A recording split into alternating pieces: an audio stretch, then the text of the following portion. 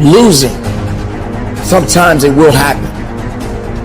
But when you lose, make sure you lose the right way. Humble yourself when you lose. Don't be angry, because we gotta lose sometimes. Sometimes you may not understand why you're losing, but you will lose. You will fail. But if you're gonna fail, fail the right way. If you're gonna lose, lose the right way. Make sure they remember you. Make sure anything that's coming after you remembers you. They know that, man, I don't want to meet that person again. I don't want to have to fight that person again. I don't want to have to encounter that person again, because of the heart and the will that you had within yourself. Don't submit. Don't give up. Fight through it. Push through it. If you're gonna lose, understand what that means, or you're gonna just give in. And then when you lose, you're feeling sorry for yourself. You feel that you're not worthy anymore.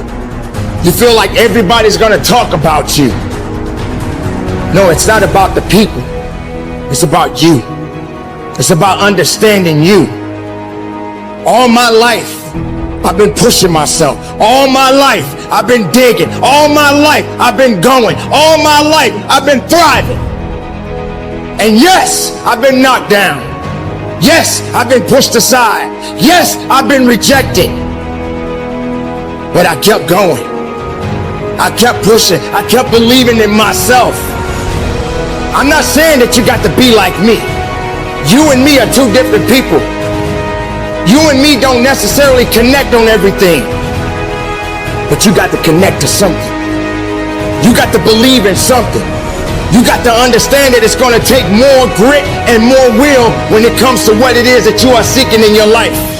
My wife, 3 years ago, 7 legions found her brain. It's a dog fight. It hasn't been easy. It's a dog fight. The road hadn't been success. Like, it's just a paved road, and like each he go this way, it's been rough. It's been crooked. It's been hard. But I've made up in my mind that I will get a reward for the pain that I go through. I will not stop in the middle of the process. I will not be defeated. I will not be destroyed. I will take everything that happens in my life, and I will allow the pain to push me to greatness. You will not break me. You will not stop me. You will not defeat me. The only way I lose is if I quit. It's going to be a dog fight.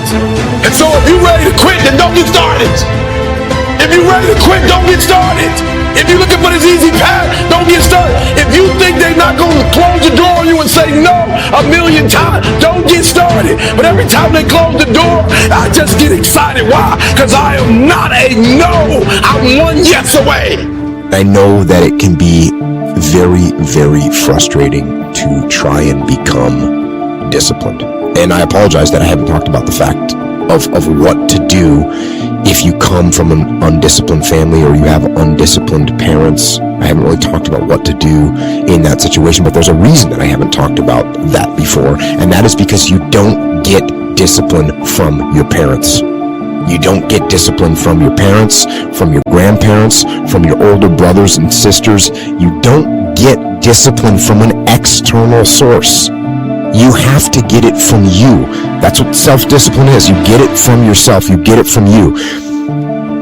So there's people from every possible background, from no parents to crazy parents to drug addicted parents to super squared away parents, and everywhere in between on that spectrum that are completely disciplined people.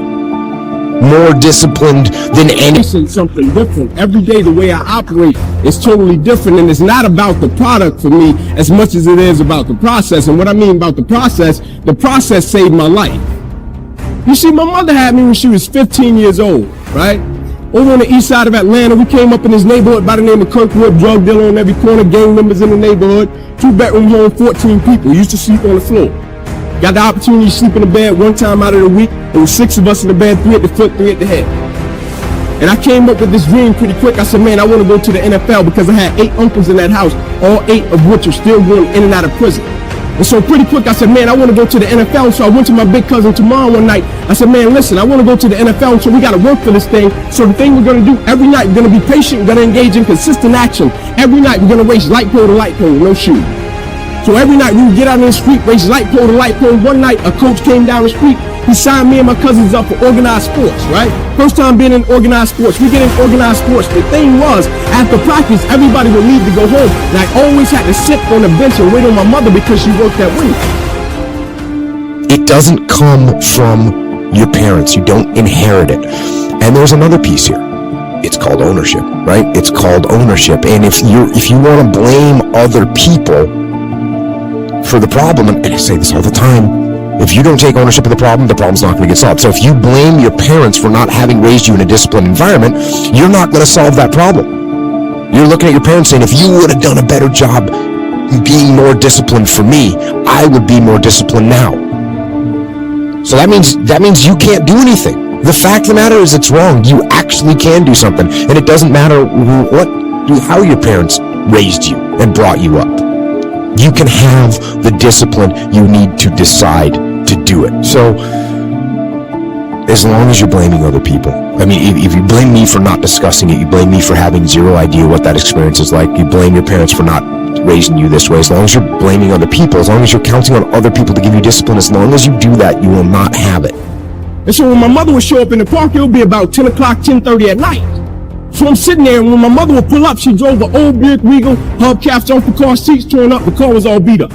And she would pull up in the park 10:30 at night. I would jump off the bench, I would sprint over to my mother, I would say, Mom, if you don't mind, can you please sit back in your car and turn on your car lights? I have to do some extra drills, I have to go to the NFL, so you will never have to work another day in your life.